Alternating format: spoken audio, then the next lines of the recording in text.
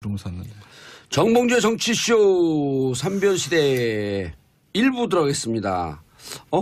원래 2부였었는데 1부가 없어졌구나 진짜. 1부는 네. 오늘 출연료 줘야 되나? 문재인 대통령? 드려야죠. 드려야 돼요? 원래 출연하시려고 하셨던 기자님 출연료 드리셔야죠. 기자로는 없죠 뭐. 오셨었어요. 그냥 퉁치는 거죠. 정치인들은 이렇게 방송 나와도 좋은 거 아닌가요? 정치인들은 그 출연료 안 받는 걸로 제가 알고 있는데. 출연료 줘요? 줘요? 네. 텔레비전 안 준다던데 국회의원들은? 현직 의원들은? 네. 우리도 안 주나? 네. 모르겠어요. 선생님이 하는 거죠. 자, 샵1035 짧은 문자 50원, 긴 문자 100원. 자, 허명용 오늘 정봉주 정치쇼 못 듣는 줄 알았어요. 유유. 정수님 씨. 정치쇼 30분 연장해줬으면 좋겠어요. 그렇게 하죠 뭐. 그렇게 하죠 뭐. 됩니까 네. 편성이? 아니요. 12시부터 하는 것을 그 뭐죠? 그 언니네 라디오인데 언니네 정치쇼 이러면 되지 뭐. 같이 해요? 김숙 성훈이랑. 아니 그분들이 정치 얘기를 하면 되지. 내가 같이 해요. 네. 출연료 더 주지도 않는데. 자, 소개하겠습니다. 고구려를 대표하는 백성문 변호사님. 네, 안녕하세요. 백성문 변호사입니다. 예. 자, 완전 이제 백제 중심이 된 박지훈 변호사님. 백제 박지훈입니다. 네. 근데 배째 그런 걸로 들려요. 자, 그 다음에, 신랄 대표하는 김태현 변호사님. 네, 안녕하세요. 김태현입니다. 예. 며칠 전에 무슨 일 때문에 이제 지난주 토요일이었나요? 주진우 기자를 만나는데, 정치쇼 재밌다고. 3변시대 재밌다고 그러던데요? 3변시대 재밌다는 건 아니고요. 정치쇼 재밌는데 다 세팅 잘 되는데 그중에 특히 3변시대가 재밌다고. 네. 저도 그래 들었어요. 그건 내가 그랬죠. 제가 봐도 재밌어요. 네. 당신은 법을 잘 모르잖아. 나처럼 법을 잘 아는 사람 재미가 없어 이게. 근데 그 주진우 기자가 칭찬에 인색해요.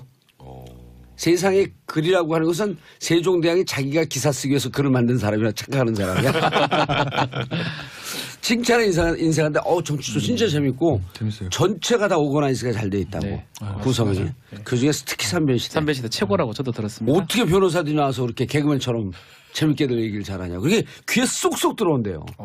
다행입니다. 감사합니다. 그래서 제가 그랬죠. 확실한 개그맨도 하나 있고. 그래서 제가 그랬죠. 넌 법을 잘 몰라서 그렇지만 난 재미 하나도 없다. 난 귀에서 통통 튕겨서 나간다 이게. 자, 오늘 박 대통령 발등에 불이 떨어졌어요 이제. 발등에 불이 떨어졌죠. 지금 예, 옆에 유영아. TOK도 오늘 좀 힘들 것 같아요. 오늘 그래서. 아니라니까요, 저 TOP. 티올스오프하기 오늘 말하기 되게 힘든 주제가 아닐까. 내가 TOP였으면 나한테 돈을 맡겼겠지. 사람들이 못 알아도 정확히 얘기해 줘야 돼요. 티올스오파. 아니 우리 3명 변호사 중에 제일 능력이 좋아요. 그래서 우리가 우리 중에 탑이라고 부르는 거야. 감사합니다. 그런 의미라면. 예, 그 탑은 뭐의 약자냐? Tears of 박근혜. 박근혜의 눈물. 이게 탑이에요, 탑. 참 사실 전 이번 그 유영하 변호사가 선임하는 과정을 보면서 이렇게 느꼈어요. 이게 지금 박근혜 전 대통령이 18개 혐의로 재판받고 있죠. 예. 거기에도 뇌물 껴있죠. 예. 근데 그전에는 거기는 삼성 뇌물이죠. 근데 왜 움직이지도 않았을까? 사돈 변호를 다 사임하고. 근데 지금 갑자기 유영하가 왜 들어왔을까? 예. 이제 생각해 보시면 그것도 뇌물이니까 그것도 추징할 텐데. 그럼 그 전부터 문제가 돼야 되는 거 아니야? 이렇게 생각하시는 청취자분들 계실 거예요. 예. 근데 박근혜 전 대통령이 지금까지 계속 일관되게 주장한 논리가 하나 있죠. 난 돈 한 푼 받지 않았다. 예. 그리고 나는 통치행위였고 이건 정치적 탄압이다. 그래서 나는 재판에 응할 수 없다. 그래서 재판 안 오는 거잖아요. 왜냐하면 진짜 박 전 대통령이 주머니에 들어간 건 확인이 안 됐어요. 그 전까지. 예. 근데 갑자기 국정원 특수활동비 상납이 딱 터지면서 이제 어느 순간에 보니까 검찰이 평소에 하지도 않던 뇌물의 사용처까지 알려줬어요. 원래 뇌물은 받은 게 중요하지 그 뒤에 어떻게 썼는지 용처가 별로 중요하지 않죠. 관심이 없죠. 그거는 뭐 범죄 성립하고 전혀 상관이 없는데. 예.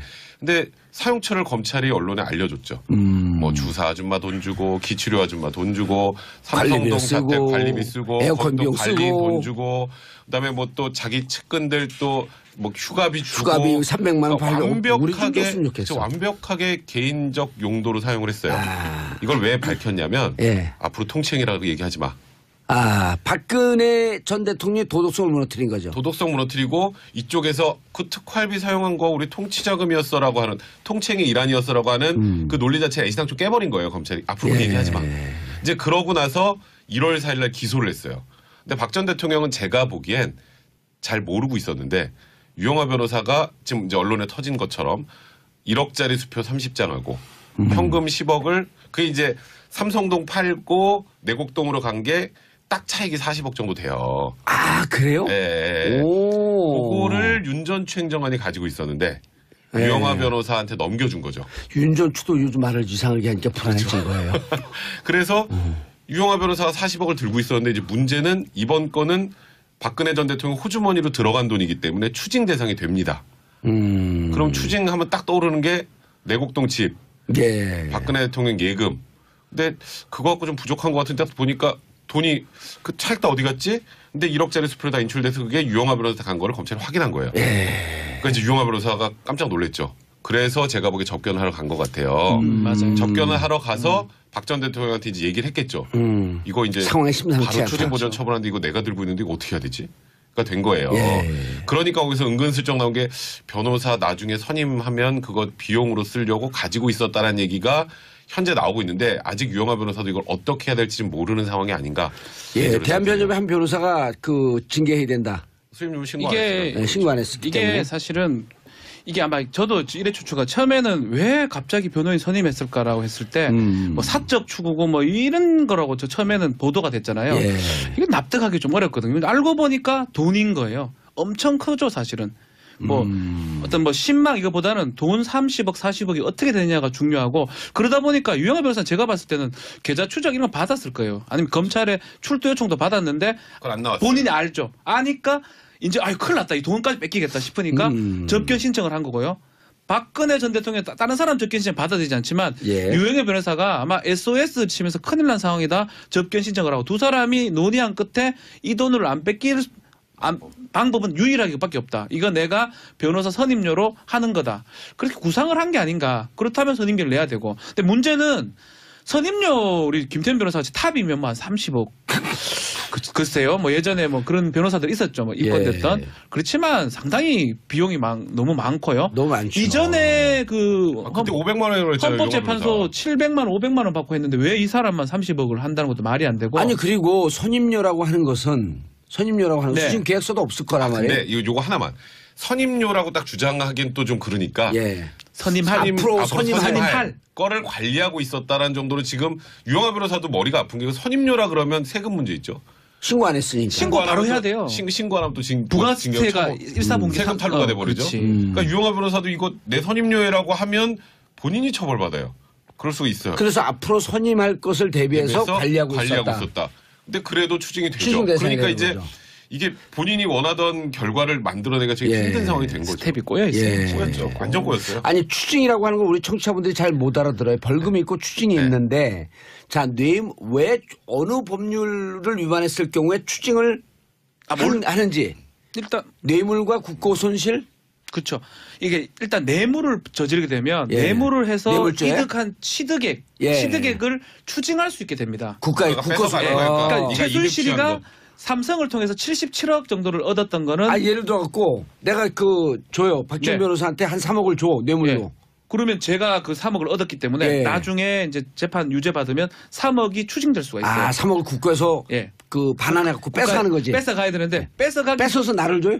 아니요. 국가가 가져. 아 내가 준 돈인데 왜 줘? 이거는 불법적인 돈이기 때문에 준 사람은 돌려주는 게 이거를 아니라 우리 청취자분들은 그렇죠. 몰라요. 국가가 뺏어가는 가져가는 거고요. 겁니다. 그럼 이제 나는 5년 이하의 징역 네. 받은 그 박지원 변호사는 3억이기 때문에 5년 10년 이하의 징역 예. 바이바이. 거기에다가 플러스 이제 특가법상 뇌물죄는 벌금이 2배, 5배 병가되게 돼 있어요. 병가될 수 있어요. 그러니까 그거는 형벌이고 형벌이고. 너 나쁜 짓 했으니까 벌 받아라는 거고 이 이제 추징은 제대로 내 이해했네. 주머니에 들어간 돈 다시 뺏어가는 거예요 국가가. 그렇죠. 그리고 그거를 혹시라도 그게 없어질 수 있으니까 미리 묶어두는 겁니다. 예. 지금 추진 보정 명령은 청구는 가압류 지금 같은 거예요. 싹 묶어두고 가압류, 민사의 못 팔게, 가압류 못 같은. 팔게. 거. 혹시나 못 팔게. 곳에 다 써버리면 나중에 안 되니까 재판은 1년, 2년 하는 거니까. 아니 뺏길 걸 대비해 갖고 미리 하는데 원래는 이렇게 추징 보전은 기소하면서 하잖아요. 그러니까 원래 예. 추징보전 처분 기소했잖아요. 1월 4일 날. 예. 기소하자마자 유영하 변호사 들어갔던 거고 추징보전 처분을 하는 건 그러니까 검찰 입장에서 이거는 혐의가 거의 명백하다. 보통은 나중에 이제 판결 선고할 때 얼마 추징해라라고 나온단 말이에요. 근데 그 전에 고사에 빼돌릴 우려가 있을 때 유죄 가능성이 높다라고 판단을 하면 그때까지 팔지 마.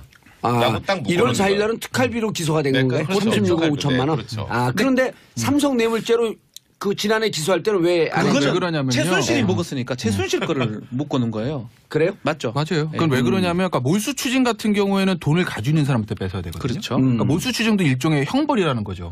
그러니까 내가 공무원이 뇌물을 100억을 먹었어요. 근데 내가 돈을 가지고 있지 않고 다른 사람 다 줬다는 거예요. 제3자 뇌물로. 그럼 나는 돈 받은 게 없는데 나한테 뭘 몰수 추징해 가겠어요. 그러니까 이제 예전에 삼성 뇌물 같은 경우에는 박 전 대통령이 돈을 직접 받은 게 없기 때문에 제3자 몰수 추징을 못하고 최순실 씨한테 한 거죠. 근데 이제 지금은 박 전 대통령이 스스로가 36억 정도를 36억 가졌다. 5천. 36억 1억 5천. 아니요. 1억 5천을 이원정 비서실장이 직접 받았다는 거니까 추징 보존 대상이 안 되는 거죠, 그거는. 35억을 그렇죠. 했어요. 그러니까 박 전 대통령이 35억을 이제 가졌다고 보는 거기 때문에 그거에 대해서 추징. 몰수는 그 물건을 공일하게 가지고 가는 것이거든요. 그러니까 예를 들어 황금 돼지를 받았다. 그 황금 돼지 그대로 있잖아요. 그거 몰수하면 돼요. 근데 돈은 꼬리표가 붙지 않았으니까 이 돈이 그때 받은 그 돈인지 붙어 있지가 않잖아요. 현금에. 그러니까 이제 몰수가 안 되고 돈이랑 가액에 이제 추징을 하는 건데 박 전 대통령이 스스로 35억을 꿀꺽했다고 검찰에 보고 있는 거기 때문에 거기다 이제 추징을 하기 위한 거고 추징 보존하기 위한 건데 이게 근데 뇌물 박근혜 대통령이 이게 기소하기 전에 네. 박근혜 대통령 이제 측근이니까 35억 먹은 거 알았어요? 몰랐어요? 누가요? 김정은. 질문에 뭔가 함정이 있는 것 같아요. 네. 깜짝 놀랐다. 저는 측근이 아닙니다. 저는 아니에요. 제발 저를 좀 그럼 연관해 지금이라도 당국 네. 영상 다시 돌려갖고 네. 박근혜 대통령 그때 구속될 때 왜 눈물을 흘렸어요? 저 안 흘렸나? 그때 안경을 벗고. 그거 진짜 우리 팩트는 그때 우리가 사진을 찍었어요. 아니 있어요. 다시 보기에 다 있어. 구속되는 날도 아니에요. 그날이 아마 무슨 얘기하냐면 뭐 유영아 변호사가 뭐 변론하다 울었다 그 얘기하다가 그런 건데 같이 감동해서 온 거예요?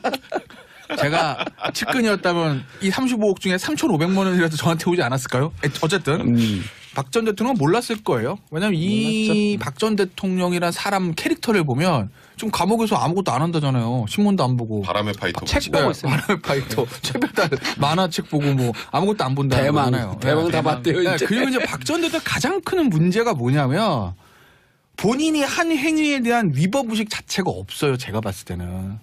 그러니까 이게 원래 딱 터지면 본인이 이게 빠른 사람이라면 이야 뭐 됐네. 큰일 났네. 어떡하지? 그리고 이 얘기에 대한 거는 유영하 변호사도 애초에 의논을 안 했던 거예요. 유영하 변호사 명색의 검찰 출신 변호사인데 유영하 변호사 유변 사실은 내가 이렇게 특활비 받아가지고 나 옷 사입었는데 어떡하지? 이 얘기 한마디만 해줬으면 유영하 변호사 큰일 났네. 그거 벌써 하고 이미 돌렸겠죠, 조치를 그랬어요. 했겠죠. 다 돌렸겠죠. 어느 정도 조치했을 거예요. 최소한 조치를. 근데 그게 집한도 수표기 때문에 그걸 어떻게 뭐 분산 예치하고 지금 할 수는 없지만 최소한 그 중에서 5억은 근데 변호사 성립입니다 하고 계약서 쓰고 꿀꺽 하든지 해서 흩어졌을 거예요. 어떤 형태로든지. 근데 그걸 안 하고 가만히 있다가 유영하 변호사가 그날 아침에 들어갔다는 거거든요. 그 얘기는 뭐냐면 아침에 어느 날. 기소된 날. 기소날. 오후에 기소가 그러니까 이제 될 날. 오후에 점심 먹고 한동훈 3차장이 기자들이랑 티타임을 하면서 엠바고를 걸어놓고 오후 3시에 엠바고가 풀려서 보도자료 뿌려줍니다. 예. 오후 3시에요 그날. 근데 그날 오전에 유영하 변호사가 들어왔다는 거거든요. 그러면 전에 이미 본인 알았다. 그러면 그 최소한 검찰의 움직임들이 있고 본인도 나름대로 이 기자들과의 어떤 친분관계 있을 테니까 누가 기자 한 사람이 내일 한동훈 3차장이 오찬한다는데요? 티타임? 이야. 이거 뭐가 있구나 라고 들어갔겠죠. 그런데 박 전 대통령이 국정원 특활비 처음 나왔을 때만 해도 유영하 변호사한테 사실 그거 내가 옷 사입었다. 영화야 어떡하니? 이 얘기 한마디만 해줬어도 유영하 변호사 먼저 움직였을 거예요.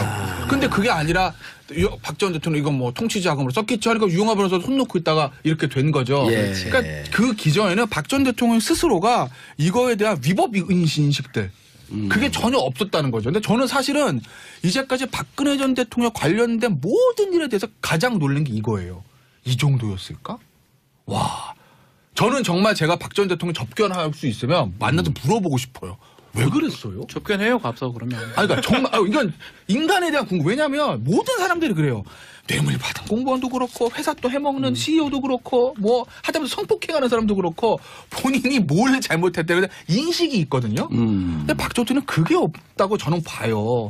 그래서 무슨 맞아요. 근거를 무슨 어떤 인격 형성 과정을 거쳤길래 이게 됐냐라는 거죠. 그러니까 삼성 뇌물죄랑은요 천양지차. 왜냐하면 삼성 뇌물죄는 박 전 대통령 입장에서 보면 쓸 수 있는 카드가 있어요. 방패가. 나 돈 안 받았어.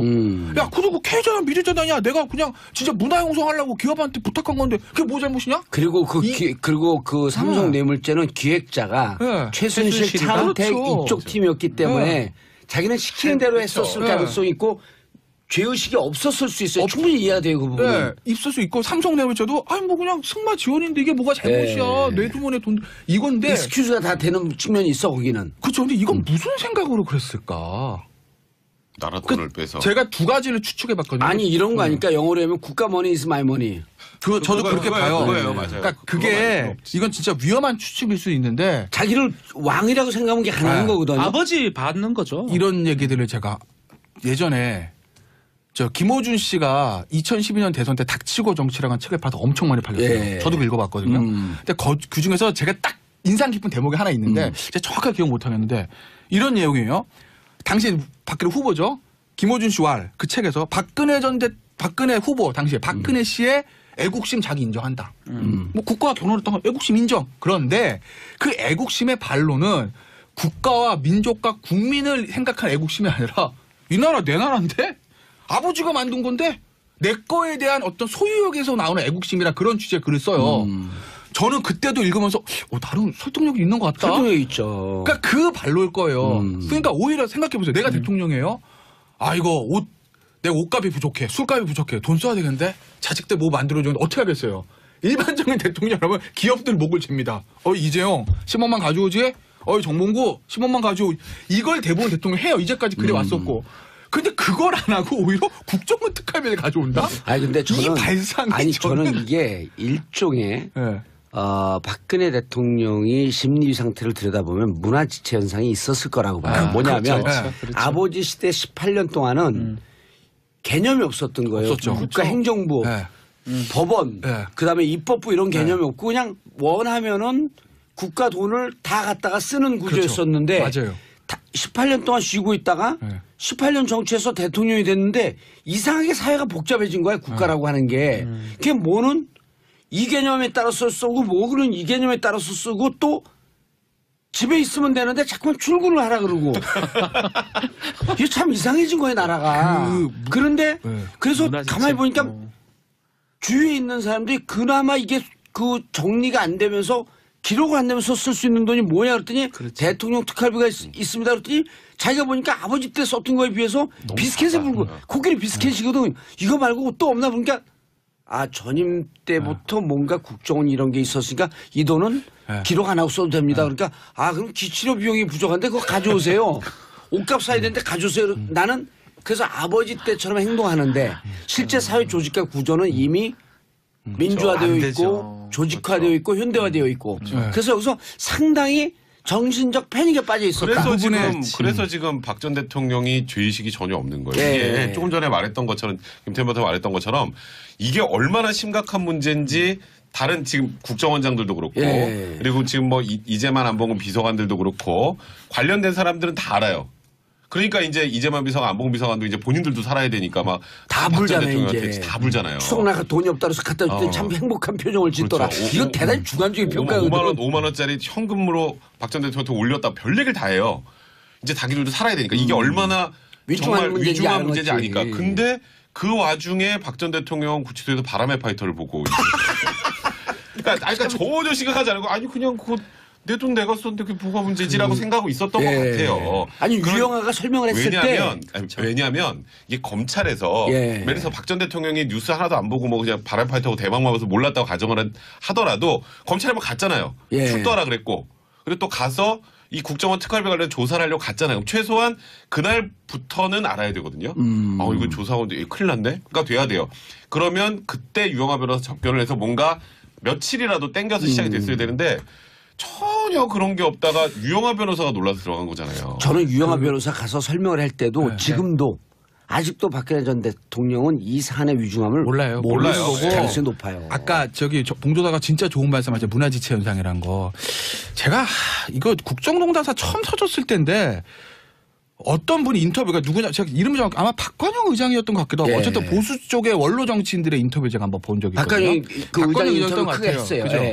거기 무슨 어떤 대목 정확하지는 않아요. 박관영 의장인지 아닌지는 그렇게 기억하는데 거기 무슨 내용이 나오냐면 박정희 대통령 사람은 굉장히 공과가 갈리는 사람이잖아요. 엄청나게. 박관영 의장 이렇게 본 거예요. 삼선기원과 유신 전후로 박정희 대통령 완전히 바뀐다 사람이. 그 전은 공이 좀 많다면 그 후는 과가 많다. 그런데 이 박근혜라는 사람이 아버지와 같이 정치를 하면서 퍼스트 레이드를 한 게 언제죠? 유경수 여사 75라고요. 75년. 유신 때예요. 예. 박근혜 전 대통령이 봤던 아버지는 그 삼선기원 전에 나름대로 이 경제 발전하기 위해서 그런 국가를 아버지가 세우려고 아니라 노력했던. 그 이후에 독재자 아버지만 봤던 거죠. 그러니까 박정희 대통령의 긍정적 평가하는 내용 중에 뭐가 있냐면 처음에 이제 자기가 대통령 후사닥간 대통령 되고 나서 초대 총리를 자기한테 가장 속된 말로 까던 언론인 당시 동아일보 주필이었을 거예요. 굉장히 비판적인 언론을 총리를 안 치거든요.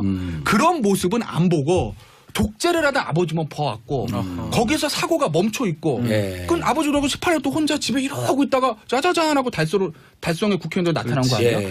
그러니까 아버지의 나쁜 모습만 보고 배운 거죠. 세상이 변한 걸 못 느끼는 거죠. 그러니까, 알겠습니다. 네, 이렇게 된 것 같아요. 저는. 그러니까 아직 결론 내지 마세요. 왜냐하면 광고 듣고 결론 내야 그렇죠, 되니까. 뭐. 자, 이은경님, 저희 집 근처에 박 전 대통령 사저 있는데 요즘은 지나갈 때마다 저 집 벽돌 하나는 내 거야라고 말합니다. 이게 민주주의 의식의 시작입니다. 내 겁니다.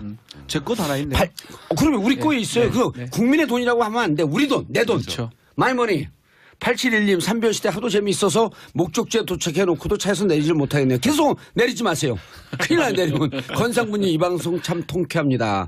광고 듣고 삼변시대 이어가겠습니다. 채널 고정하소서.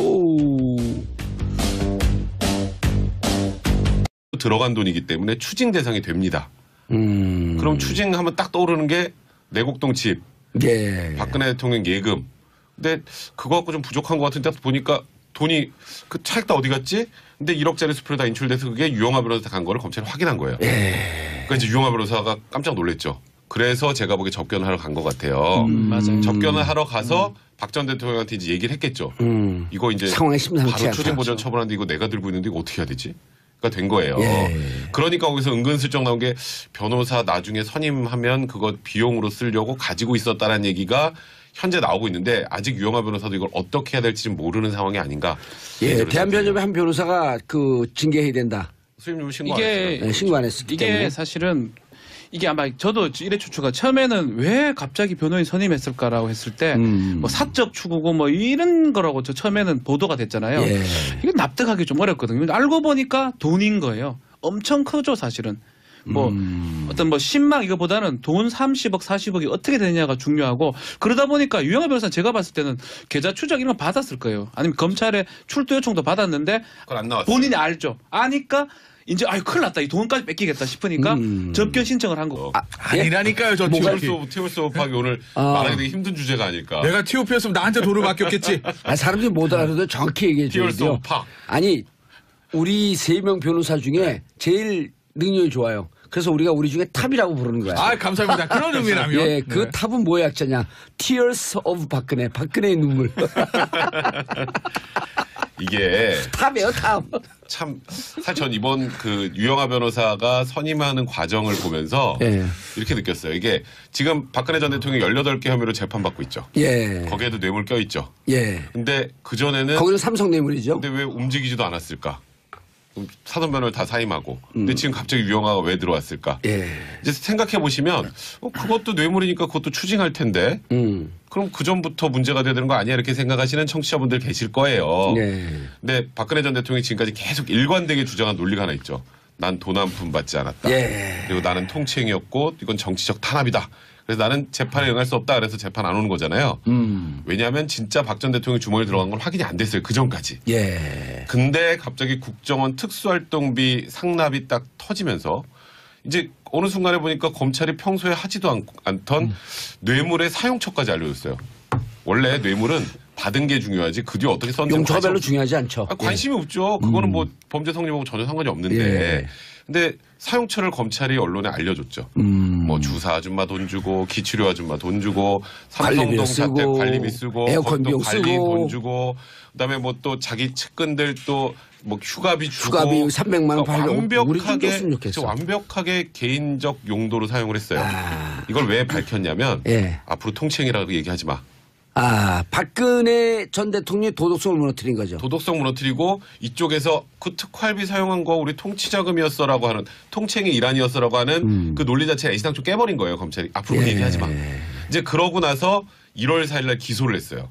근데 박 전 대통령은 제가 보기엔 잘 모르고 있었는데 유영하 변호사가 지금 이제 언론에 터진 것처럼 1억짜리 수표 30장하고 현금 10억을 그게 이제 삼성동 팔고 내곡동으로 간 게 딱 차익이 40억 정도 돼요. 아, 그래요? 예. 오. 그거를 윤 전 추행정관이 가지고 있었는데 유영하 변호사한테 넘겨준 거죠. 윤 전 추도 요즘 말을 이상하게 하니까 불안해진 거예요. 그래서 유영하 변호사가 40억을 들고 있었는데 이제 문제는 이번 건은 박근혜 전 대통령 호주머니로 자, 그다음에 신랄 대표는 김태현 변호사님. 네, 안녕하세요. 김태현입니다. 예. 며칠 전에 무슨 일 때문에 이제 지난주 토요일이었나요? 주진우 기자를 만났는데 정치쇼 재밌다고. 삼변시대 재밌다고 그러던데요. 삼변시대 재밌다는 건 아니고요. 정치쇼 재밌는데 다 세팅 잘 되는데 그중에 특히 삼변시대가 재밌다고. 네. 저도 그래 들었어요. 그건 내가 그랬죠. 제가 봐도 재밌어요. 네. 당신은 법을 잘 모르잖아. 나처럼 법을 잘 아는 사람 재미가 없어 이게. 근데 그 주진우 기자가 칭찬에 인색해요. 세상에 글이라고 하는 것은 세종대왕이 자기가 기사 쓰기 위해서 글을 만든 사람이라 착각하는 사람이야. 칭찬에 인색한데 정치도 진짜 재밌고 재밌어요. 전체가 다 오거나이즈가 잘 돼 있다고. 네. 구성이. 그중에 특히 삼변시대. 삼변시대 최고라고 저도 들었습니다. 어떻게 변호사들이 나와서 그렇게 개그맨처럼 재밌게들 얘기를 잘하냐. 그게 귀에 쏙쏙 들어온대요. 다행입니다. 감사합니다. 그래서 제가 그랬죠. 확실한 개그맨도 하나 있고. 그래서 제가 그랬죠. 넌 법을 잘 몰라서 그렇지만 난 재미 하나도 없다. 난 귀에서 통통 튕겨서 나간다 이게. 자, 오늘 박 대통령 발등에 불이 떨어졌어요 이제. 발등에 불이 떨어졌죠. 지금 예, 옆에 유영하. TOK도 오늘 좀 힘들 것 같아요. 오늘 그래서. 너무 샀는데. 정봉주의 정치쇼 삼변시대 1부 들어가겠습니다. 원래 2부였었는데 1부가 없어졌구나 진짜. 1부는 네. 오늘 출연료 줘야 되나? 문재인 대통령? 드려야죠. 드려야 돼요? 원래 출연하시려고 하셨던 기자님 출연료 드리셔야죠. 기자로는 없죠 뭐. 오셨었어요. 그냥 퉁치는 거죠. 정치인들은 이렇게 방송 나와도 좋은 거 아닌가요? 정치인들은 그 출연료 좋은 안 거죠. 줘요? 출연료 안 받는 걸로 출연료 제가 안 알고 줘요? 있는데. 출연료 줘요? 줘요? 네. 텔레비전 안 준다던데 국회의원들은? 현직 의원들은? 네. 우리도 안 주나? 네. 모르겠어요. 거예요. 사장님이 하는 거죠. 자, 샵1035 짧은 문자 50원, 긴 문자 100원. 자, 허명님 오늘 정보주 정치쇼 못 듣는 줄 알았어요. 유유. 정수님 씨. 정치쇼 30분 연장해줬으면 좋겠어요. 그렇게 하죠 뭐. 그렇게 하죠 뭐. 됩니까 네. 편성이? 아니요. 12시부터 하는 것을 예. 그 뭐죠? 그 언니네 라디오인데 언니네 정치쇼 이러면 되지 뭐. 같이 해요 김숙 성훈이랑. 아니 그분들이 정치 얘기를 하면 되지. 내가 같이 예. 해요. 네. 출연료 더 주지도 않는데.